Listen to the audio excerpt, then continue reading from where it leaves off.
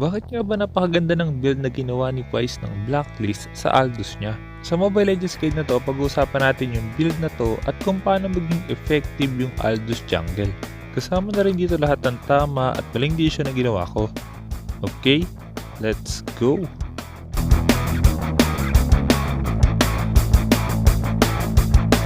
Double kill!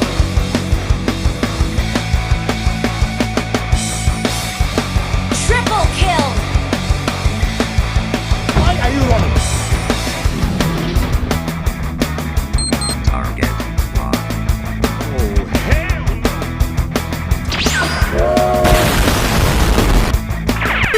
Unstoppable!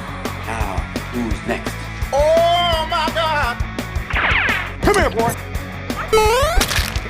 Run. Double kill!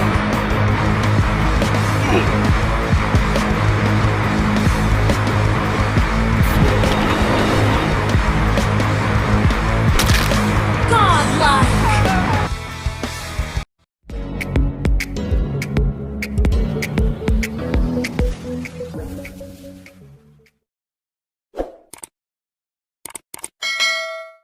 Sa laro na to, ito yung emblem at item build na gamit ko. Mamaya pag-uusapan natin kung bakit napakaganda ang item build na to.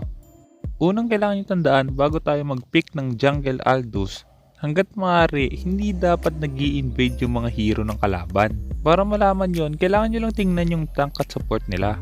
Sa laro na to, Kufra at Selena yung tank at support, kaya ibig sabihin hindi sila makakapag-invade sa level 1. Kapag nag-level 2 yung Selena, possible na mag-invade na sila.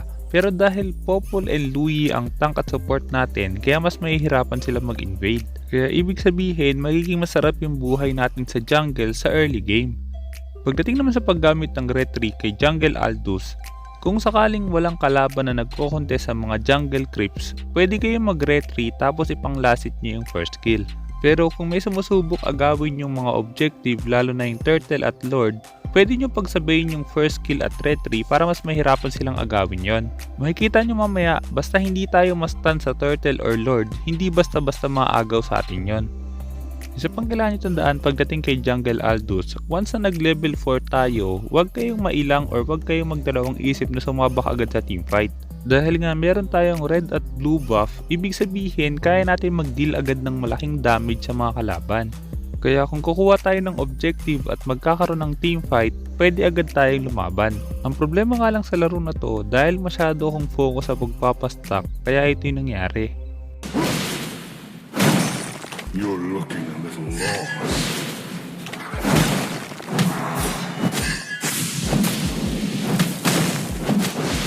The labyrinth shall never fall. Launch attack!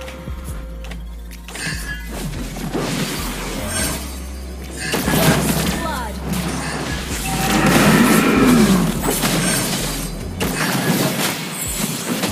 You have been slain. Masyado kong focus sa pagpapastack, kaya nawala sa isip ko na pupunta nga rin pala ng turtle yung kalaban. Sunod na kailangan nyo tandaan pagdating kay Aldous, hanggat maaari kung merong mamamatay na kalaban, dapat gamitin nyo yung ultimate nyo para magkaroon tayo ng assist at additional gold. At dahil namatay yung jungler nila, ibig sabihin pwede agad tayo kumuha ng turtle. Ang problema nga lang dahil nga hindi ako marunong mag-retry, kaya ito yung nangyari.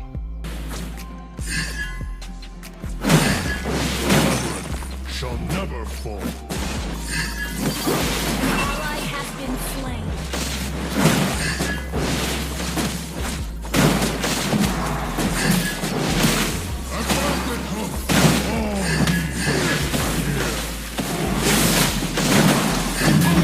Slain the turtle. An enemy has been slain. Ally has been slain. An enemy has been slain.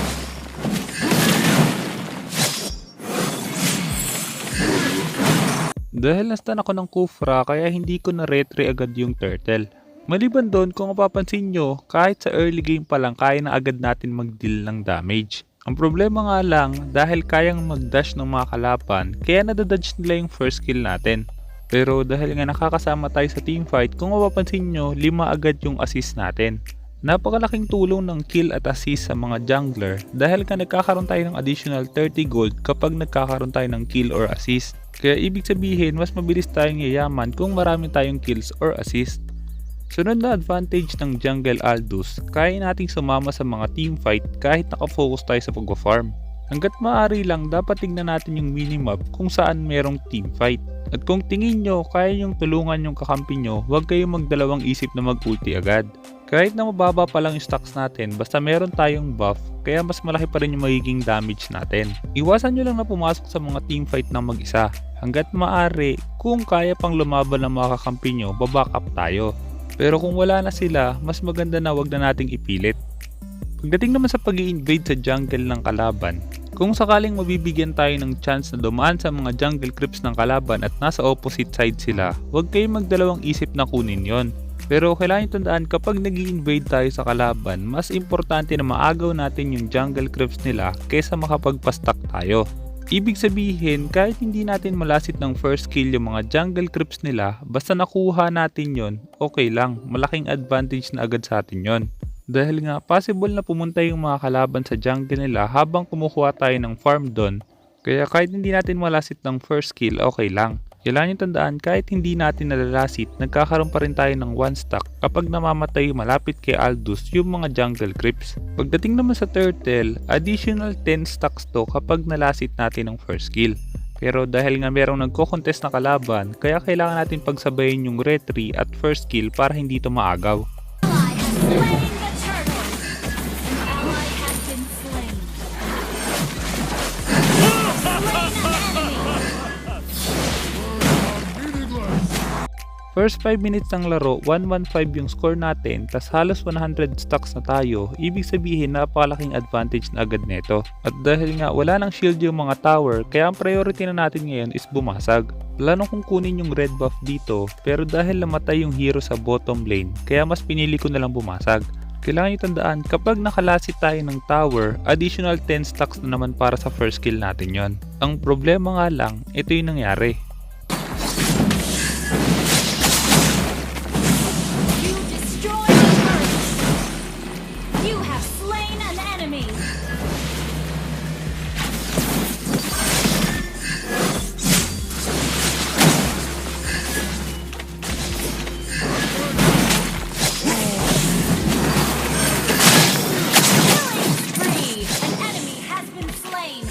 Mag-change target yung basic attack ko nung lalasiting ko na yung tower. Pero dahil nag-dive in pa rin yung Moskov, kaya nagkaroon pa rin tayo ng additional 10 stack sa kanya.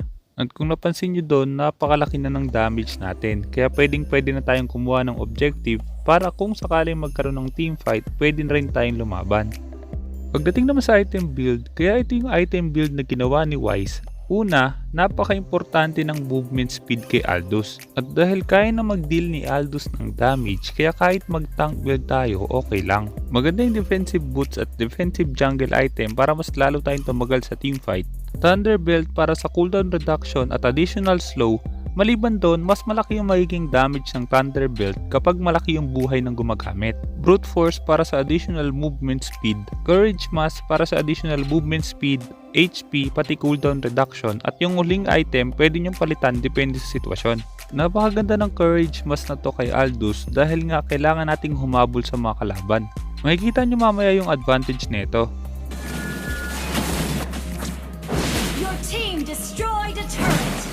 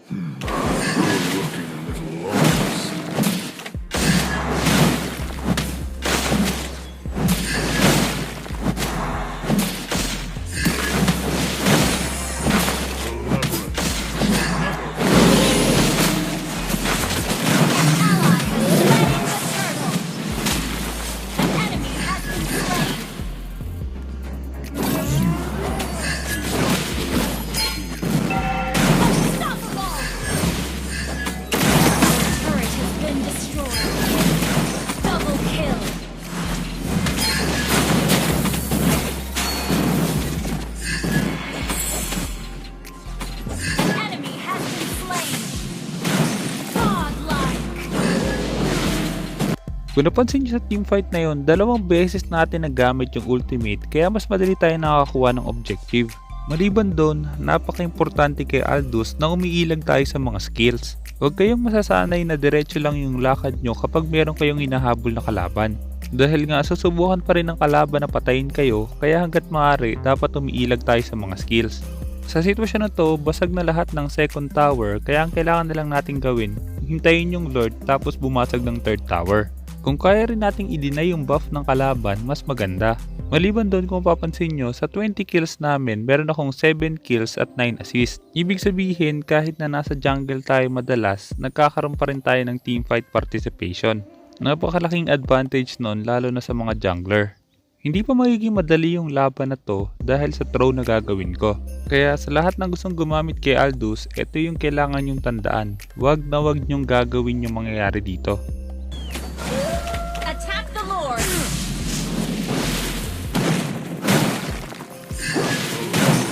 Shall never fall.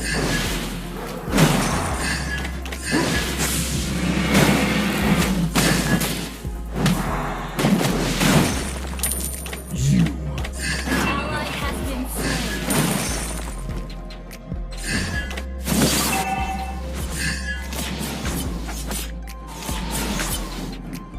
The labyrinth shall never fall.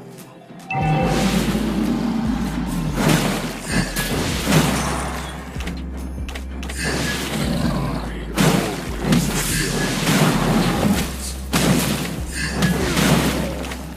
ally has been slain.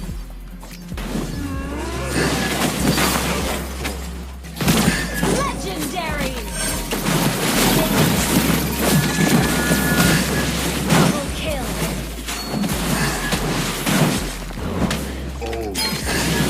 Triple kill!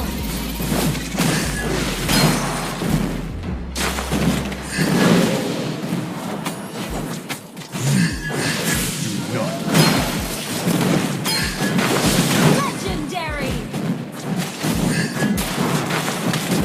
Maganda na yung nangyari sa teamfight na yon. Namatay yung 4 sa kanila tas nabasag na namin yung third tower. At dahil mabilis pa mabuhay yung kalaban, kaya dapat nag-lord na kami. Pero dahil nga makakakita ako ng low HP, kaya ito yung mangyayari.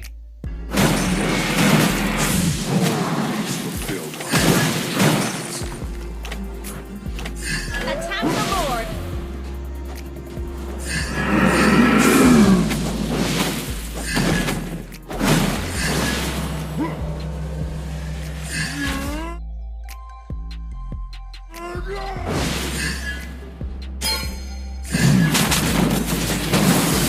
Shut down! Ito yung isa sa mga iiwasan nyo kapag gumagamit ng Aldous. Huwag kayong magigreedy sa low HP na kalaban kung mag-isa lang kayo. Pero dahil nakuha pa rin ng kakampi ko yung Lord, ibig sabihin pwede pa rin kaming bumasag. Now talk with your fists. An enemy has been slain! An enemy has been slain!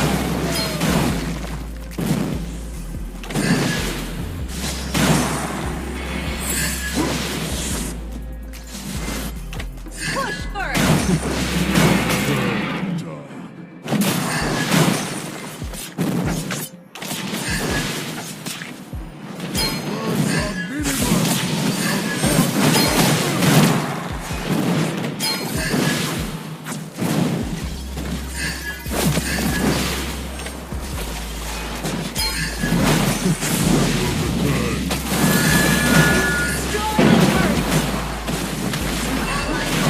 An enemy has been slain! Do not belong here. You destroyed the turret! Sa sitwasyon na to, nabasag na natin lahat ng tower ng kalaban, kaya kailangan na lang nating hintayin yung next Lord para matapos na. Pero dahil mag-overextend yung kalaban at mag-focus sila sa kills, kaya ito yung mangyayari. Attack the Lord! All you enter here.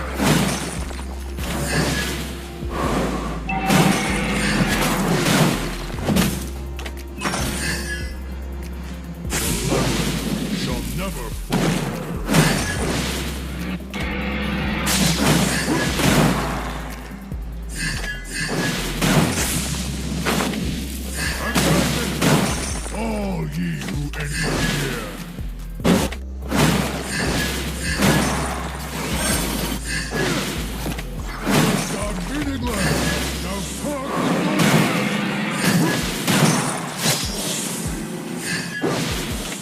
Attack the Lord!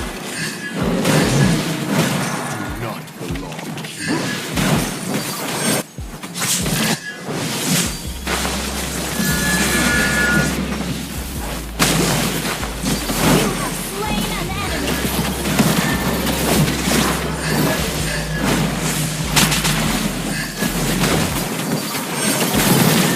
have slain an enemy! An enemy has been slain! Double kill!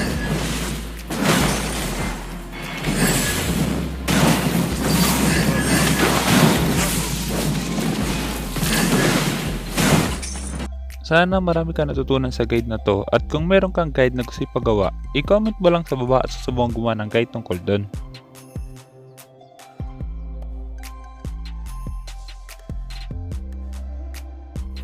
Kaya kung hindi ka pa nakasubscribe, hit mo na yung subscribe pati yung notification bell.